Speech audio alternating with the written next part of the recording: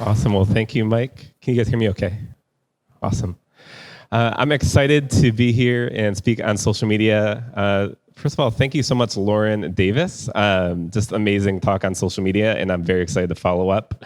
One, it's intimidating because it was amazing, but also I have a ton to leap off of after all those questions and things too. So I'm going to get started, and during this session, we're going to talk about social media, attention, and your business. So let's get started. And if you could do me a favor, grab your cell phone. Just put it out in your hand for a second. And think back to the moment where you had your first mobile device. This was my slick Virgin Mobile flip phone. It had some polyphonic ringtones, Tetris, SMS messaging. Remember these? And I remember December 25th, 2002 was the day I got my first cellular device. And I remember being the first of like all my friends to have a cell phone for the first time. But for what this was for me was a new opportunity. I was able to now, as a child, leave the house and be able to connect with any one of my friends, my girlfriend, honestly, anytime I wanted to. And it for me, it symbolized freedom. I was able to connect in a much larger way than I was ever able to before. And if you remember this, 2002, this is before Facebook was even conceived. Twitter was not a thing. Instagram, Pinterest, YouTube, WhatsApp, all of these things that are kind of like household names for us now, were not even conceived yet. And so this device was it. And we had games and ringtones and SMS messaging. And I remember that, 5 years after this, Twitter came out. And Twitter was based on texting, right? So you were messaging 40404. Does anyone remember this? 2007. I remember getting my first Twitter account. And from a very similar device, I think I even put it on like my belt, like that was a thing back then. We don't do that anymore. And using Twitter from this mobile device 5 years later. 5 years after that, fast forward to 2011, I remember after using social media, both personally and growing my network, I was asked by a close friend, actually a mutual friend of Mike and I, to use social media professionally for the first time, to help market a 10,000 member event in Rochester, New York. And I remember being a little overwhelmed because I'm like, I can use this for me. Can I use this for that? And jumped on that opportunity and was able to learn how can social media be used to draw attention? How can social media be used to rally people around something? Shortly after that, this is after I spent lots of money into a religion philosophy degree at my local Christian college in Rochester, New York. And I got my first marketing job. And this was, someone willing to pay me to a salary to use social media. And think 10 years prior, and none of these networks even were in existence. So I was now getting experience using social media to grow now multiple businesses that work for this parent company. And then come 5-10 years later, I now started my own business around social media. How can I help other businesses, brands, and organizations grow on social media?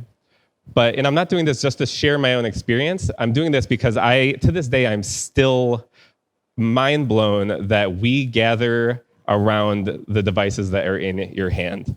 So if you want to do me a favor, grab that cell phone, and I hope most of us have iPhones because I don't know how to do anything on an Android device. But grab your iPhone and go into the settings app, and you're going to scroll down just about half. I'll give you a second because some of you might have that in your, I have a poop folder. It's literally a poop emoji with all the apps I never use. So go scroll down just a little bit, and you're going to see something that says screen time, okay?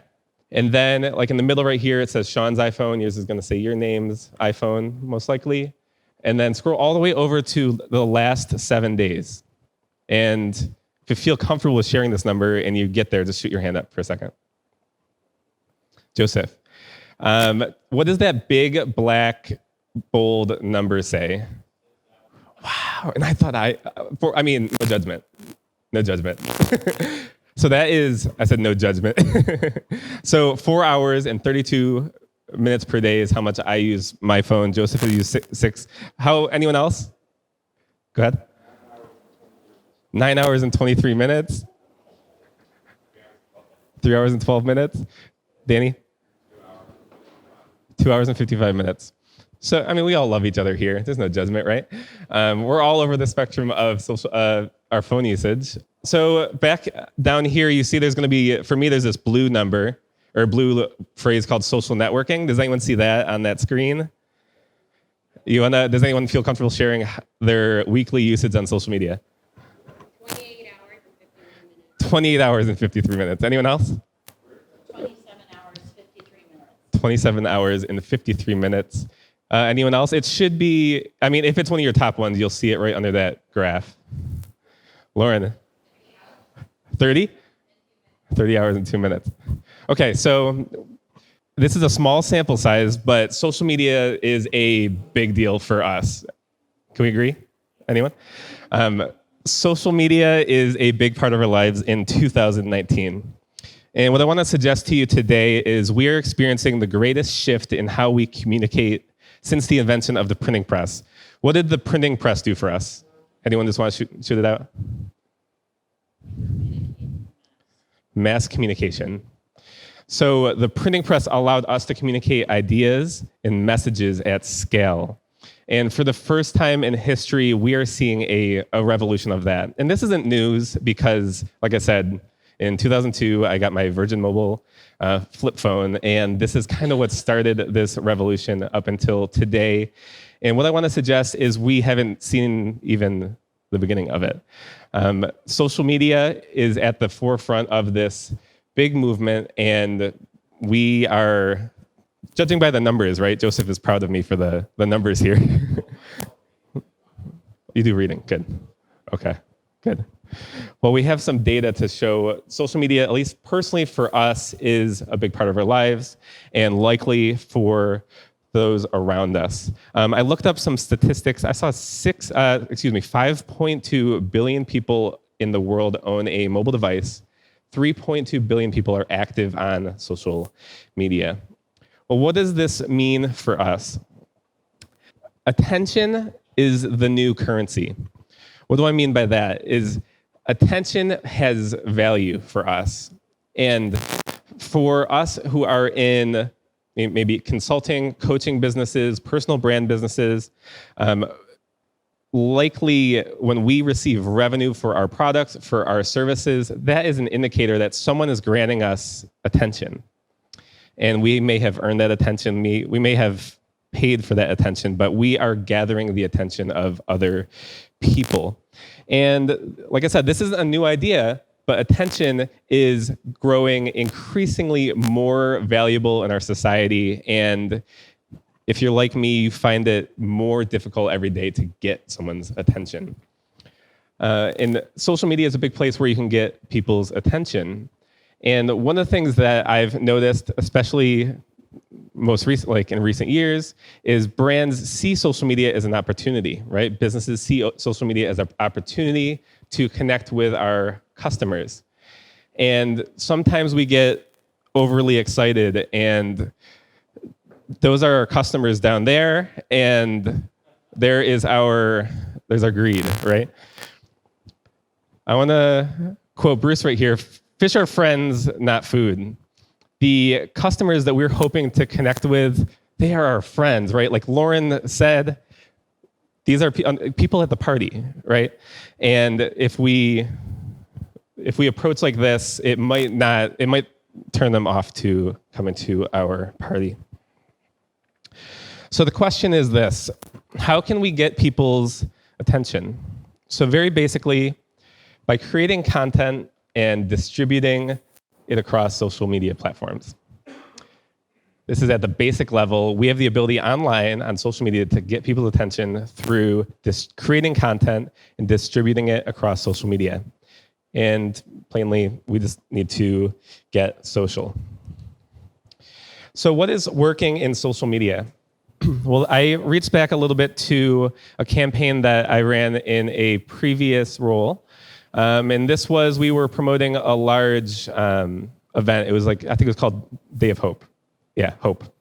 And the goal was to get, I forget the number, 4,000 or 5,000 people to come out to a one-day day of giving, right? And so we came up with a plan. I had some support with some team members, and the goal was to make a splash, get people to notice that this was happening, want to participate in this event. And so we did social media, right? We got our brand in there. You see that red color like popping out everywhere. You can't miss it, right? We have the Hope t-shirts on. We have some branding and some supplemental resources and materials that was kind of, to get people out on social media. And this is Instagram, by the way. These are 9 different Instagram posts in a chronological feed. And because this is a little bit dated, I don't have the data to pull it back up. But one of the things that we noticed with this campaign is on these 9 photos, this was an extended campaign, 0 comments across all 9 posts. It actually, historically, it was one of the lowest things that we had ever posted on this particular social media account. And what did I learn from this? Is I saw that the things that I knew to be working on social media were not working like they used to. I was using our branding. I did, the aerial photo thing you see everywhere on Instagram, right? We were creative in doing some things, but we saw terrible results from this. It was actually depressing, right? When you do some work and put all the work in to make it look nice and consistent, and you didn't see any growth. I'm going to show you another post. This is an organization that I've had the privilege of doing some work with, and this was a post. Has anyone ever had a client that wanted to go viral? Like that was a conversation that you had?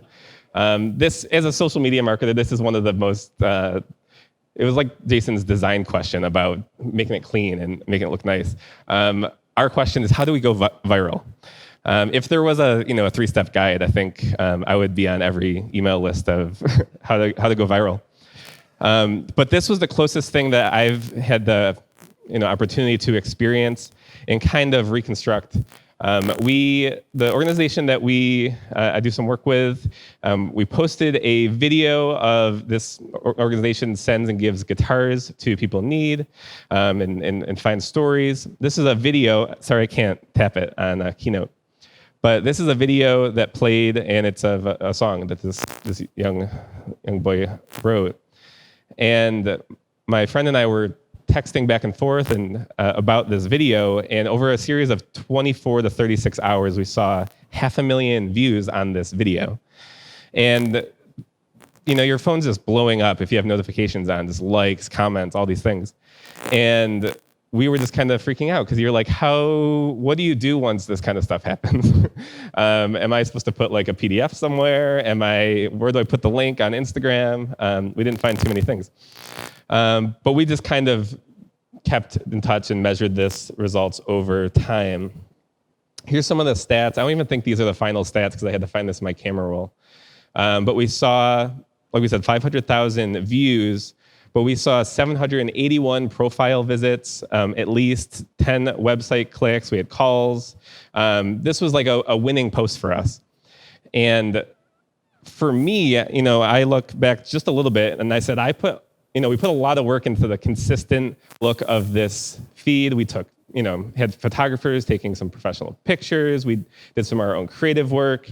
And then this social media video came across probably not even an iMessage, right? Like SMS messaging. Like the kind of the quality wasn't even there. And we saw, 1,000,000 times more traffic than the campaign that we had worked on. So what does this say to me? Great looking feeds aren't always good enough. And what I'm going to share with you today is might be different than what you've heard because there's a lot of gurus or social media mavens. If you've seen some content on social media, you've likely seen people telling you consistent branding. They've shared with you about consistent filters, photography that looks the same. What I've noticed is these social media gurus or mavens are preparing you to blend in. And what has worked for others is now what's going to work for you. And what it's doing is it's causing a lot of brands now to blend in. And what I want to talk about today is how do we actually cut through the noise? Content minus attention equals crickets. The biggest question I get when talking about social media is how do we create content? What kind of content do we create? How do we continue the pushing the machine forward every single day? How often we're posting? Good content is good, but if it lacks attention that is motivating and pushing that content in front of viewers, in front of eyeballs, you're going to see crickets. And if you've used social media and you've done the thing where you're like, we filled out the calendar, I downloaded Sean's spreadsheet and I filled out all the things, and we started sharing some posts on social media. You know, I said Monday through Friday I was doing daily posts, and we're not actually seeing any results from it. So that is the conversation that I want to have today. Here's an example of a client I've worked with who's actually in partnership with Joy. And we wanted to help this client, grow their social media presence. And there was some we were seeing some views with impressions. We were seeing some of the vanity metrics, but we weren't actually seeing some engagement on the posts. And this was one of the first posts where we started to see some traction. What we did is we freshened up the profile, right? So we made it very clear for an audience member or a viewer, what do they do? What does this person do? What is their mission? What makes them click? Why do they exist? Freshened up the profile, and then I jumped on a hashtag, right? We just had the question about hashtags. Hashtag Friday introductions was a topic, a hashtag that's trending. This is when people on Fridays are just going to introduce themselves. It's especially helpful if you have new audience members, right? New followers. You want to make sure they get your story a little bit. So we took this great photo of Adele. I didn't personally take this photo, but we found a great photo of her, and we fleshed out a little bit of her story. And we saw some great engagement from this. We saw 45 comments, people saying, hey, it's so good to see you, so good to see you're happy, love to see what you're doing now. And we made a comment, we just refreshed your profile. So now we saw 31 profile visits, some of those translated to her website to see more about her business. So this was a win because for us, it cut through the noise. I'm going to include in this presentation just a few content creation hacks because the one unfortunate thing is there is no hack to overnight success. There's no hack to virality on social media, but there is hacks to create content and prepare you the best for what you're doing on social media. So content creation hack number 1, create your success folder. And this might be something that you might already have for your business. You may have a place where you've collected customer testimonials and great things that people have said about you. But what is the success folder? The success folder is a folder of screenshots, testimonials, text messages, things that you've seen online that you would want to share around others. And you can see that I've included, through Lauren, I want to give Lauren a shout out on here. I just screenshotted a few things that I had in my success folder. And when you have this folder, when you have a collection of things that you would like to share, well, one thing it does is you don't have to go run for this content when you're looking for it. It's already kind of there, right? It's a pool of content, pool of collection of resources and good things that people have said about you. And what I want you to do is integrate these into your social media posts. So, for example, we've talked a lot about Instagram, right? When you're scrolling through Instagram, you may see a lot of clever photos, professional photos. You may see things that were well edited, impressive looking content. But when it all kind of looks the same, you just end up scrolling, right? And in the success folder, if you can pull something, a conversation that someone had with you. I love that Joseph, I believe in his presentation, or this might have just been in the conversation, but you had a text message of you and someone that you met and a message to Mike. And when you see something like that you would typically associate with your camera roll, now you see in your Instagram feed. Or when you typically associate this with your text messages or the people that you communicate with on a daily basis, your spouse, your friends, your family. And now this shows up in your Instagram feed. All of a sudden I stop, right? And if attention is this greatest resource that we have access to, it is something of value. It is just it's like dollar bills, you know? If we can craft our posts in a way that gets people's attention through social media and gets them to stop scrolling, it's going to position us well to grow our audiences. Here's another example of a client that I have worked with. This is now on Facebook, so we're pivoting a little bit to talk to Facebook. And this is in the back end of a Facebook business page where I've been able to access the insights. So this is very similar to our dashboard in Google, right? And there's some numbers here that we don't necessarily need to see. Very similar to our dashboards yesterday. And there are some numbers that we want to look at, and there's some that don't. So right smack dab in the middle, we see during a 4-week sample size of data, right, a good chunk of data, we saw that we had 26,622 people reached. That's cool, but like we've said, these numbers kind of steer us in the wrong direction because they can be seen as vanity metrics. The number that I'm looking to see here on this social media dashboard would be post engagement. And for these 4 weeks, we saw 13,836 people were engaged with post content. So we see a good chunk of the reach was engaged. But that's the number we want to look at, right? Because Lauren just shared with us, we want to create relationships, right? We want to be friends with those that we're engaging with on social media. A couple other numbers that we do see here is page likes and page followers. Again, we want those numbers to go up, right? Sometimes selfishly, right? We want to appear more credible, or we want people to see those numbers and be impressed. But I don't focus on those, right? Because we're focused on engagement. But it is good to see that people are discovering our account and they are choosing to follow, because when they follow, they will see more content. Here's the descriptions of these two numbers actually by, this is straight, I took it right off of Facebook. Reach is the number of people who had any posts from your page enter their screen, broken down by total, organic, and promotions. Should have underlined this. This number is an estimate and may not be precise. So I'm looking at data, that kind of scares me a little bit. This number is an estimate and may not be precise. Immediately I'm thinking Facebook wants me to see more numbers, so I use and spend a lot more money on Facebook. But what is engagement? Engagement is the number of times people have engaged with your post through likes, comments, and shares, and more. To Lauren's point, it sounds like a lot of the things that we would do at a party. So like I just said, your job is to get people to stop scrolling. How do we do that? We integrate things in our social media strategy that are going to surprise us.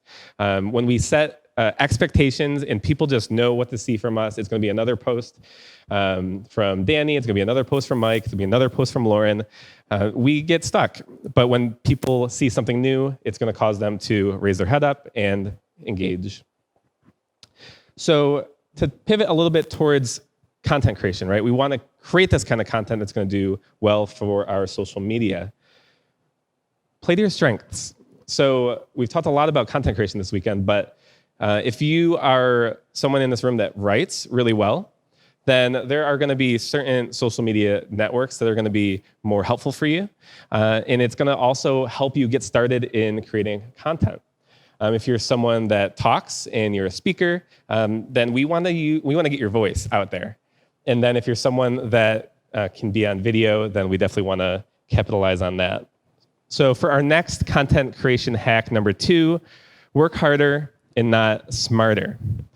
So like I said, if you can write it and you can get that content out there in paper, we want you to now get your voice out there. You might be less intimidated to speak now that you kind of have your words written out. So if you have written copy, you have blog posts, you have things that you have created, maybe pillar content, then let's get you to speak into Danny's mic and get that recorded.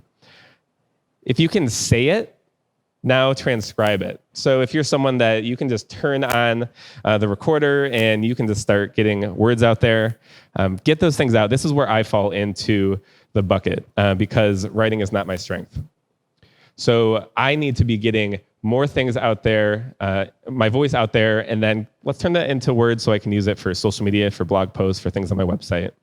And then lastly, if you can perform, because video is a lot of a performance, if you can get in front of the camera and feel comfortable, I would definitely suggest starting here because that kind of positions you in the best spot to get a video and share it on YouTube. So that can be found and discovered through YouTube. If you have that video now you can just strip the audio, right? You have a podcast episode.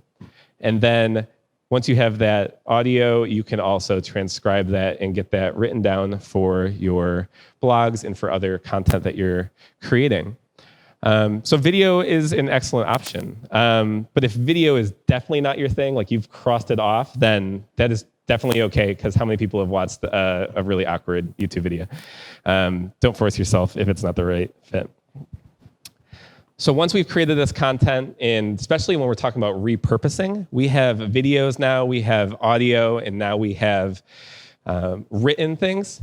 It's important to know your platform, because when we're talking about repurposing content, it's very tempting to want to take the same content and kind of plaster it everywhere.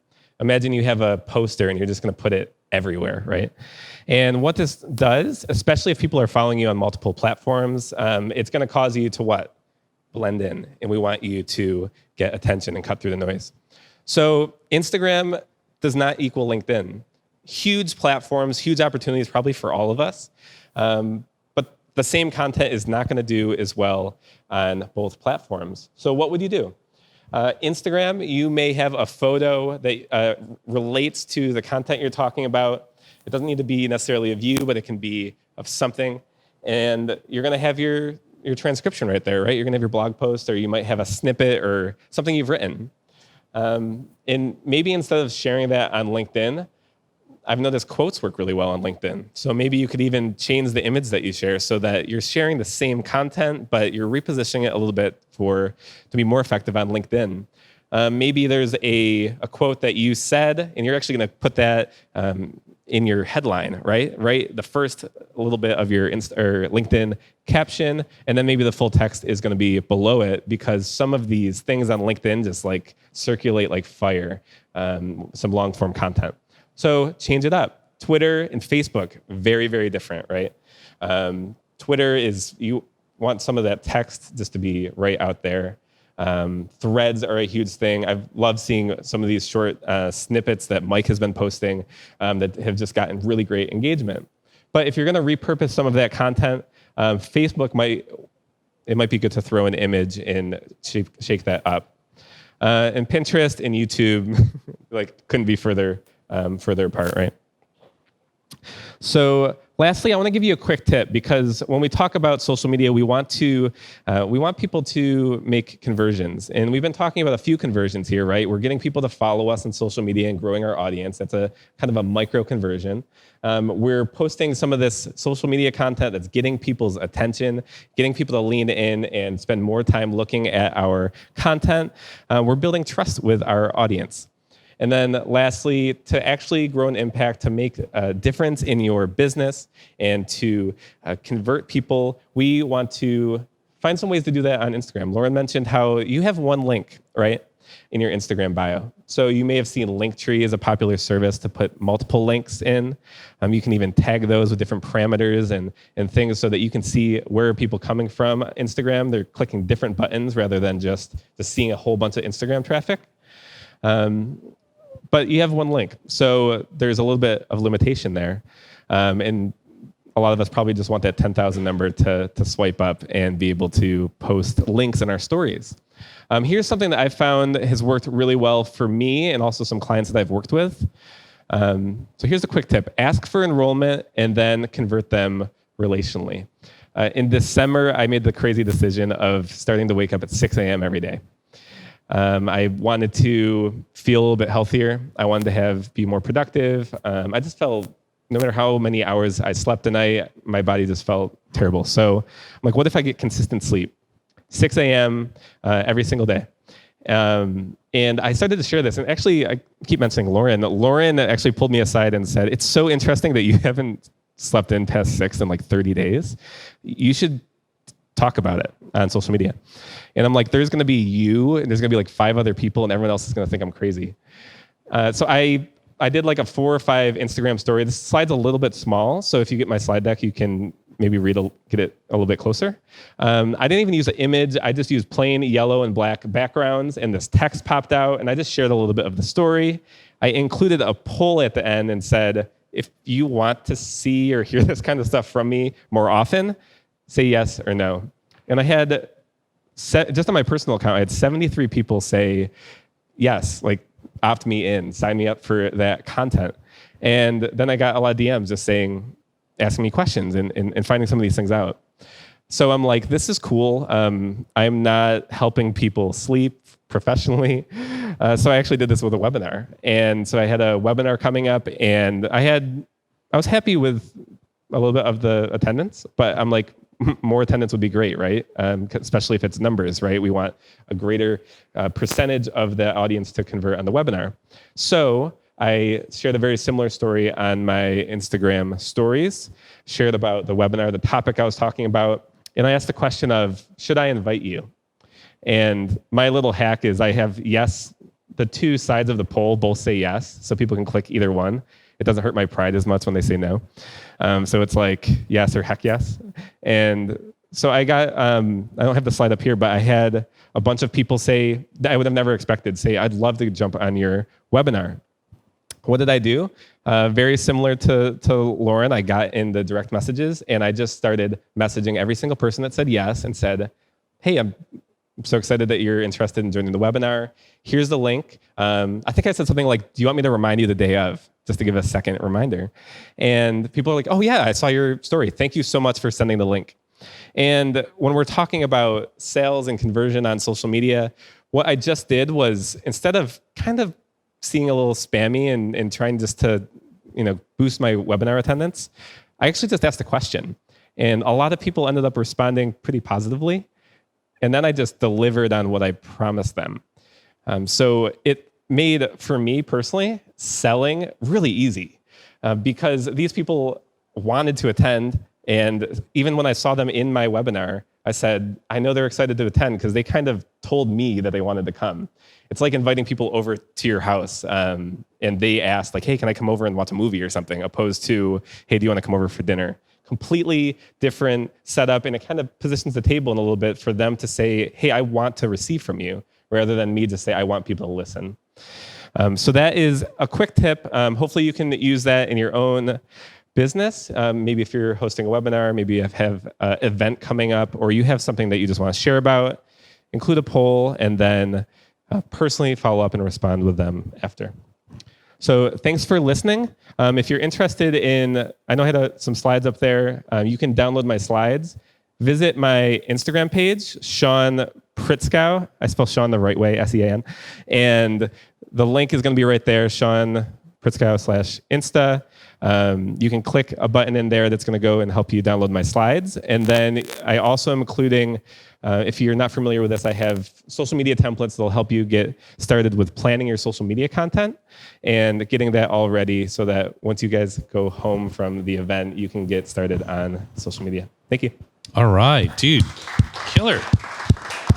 Okay, I would absolutely recommend that you follow Sean on Instagram. The graphic that he had, I know is really small, so get his slides, but when you see that blown up, he does a very interesting thing, like the convert relationally was really interesting with how he put that.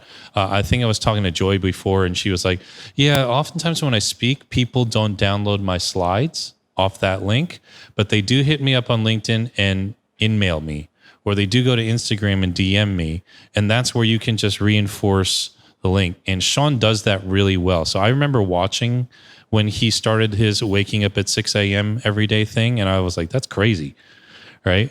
This is so crazy. And he would just make us opt in on Instagram, opt in, quote unquote. So that was really interesting. The second thing for me, the big takeaway was the success folder. I've never heard it this way. But did you guys catch how you could use that? Especially those of you who are in commission-based businesses, right? Lawyers, not lawyers, but realtors, right? Consultants, having screenshots of the text messages or Facebook posts or Facebook comments, that's where I get some of my best testimonials, right? But they don't want to fill out a testimonial form, but they said it in my comments, so it's a public thing. And you just don't repurpose it and make it pretty. Just take the screenshot of the thing. In fact, one of the largest clients that I had a project with, they just asked me for what they called a pedigree, but I was like, what is that? And it was really a success folder. And I drew that up and gave a quick synopsis of testimonials and screenshots of things. And they were like, oh, perfect. So those two things are really, really huge takeaways. Let's give it up for Sean. Give him a hand.